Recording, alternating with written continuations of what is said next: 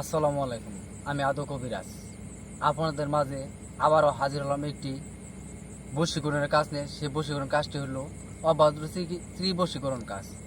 এক ভাই তার নাম গোপন পরিচয় রেখে আমাকে একটি তার বশীকরণের কাজ কাজ করতেছি। সেই কাজটি হলো তার সংসারে স্ত্রী কথা শুনে না, শুধু তার বাপ মায়ের কথা শুনে ভাইয়ের সংসারটা অনেক নষ্ট করে দিয়েছে।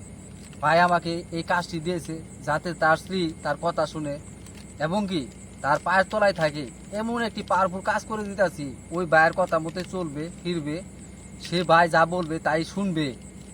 এই ভাই অনেক কষ্টে আছে, সংসারে অনেক অশান্তি, এই বোন কোনো ভাগে কথা শুনে না। এই ধরনের কাজের জন্য আপনারা আমার সাথে অবশ্যই যোগাযোগ করবেন। আমি আপনাদের 100% গ্যারেন্টি সহকারে এই কাজগুলো করে দিব।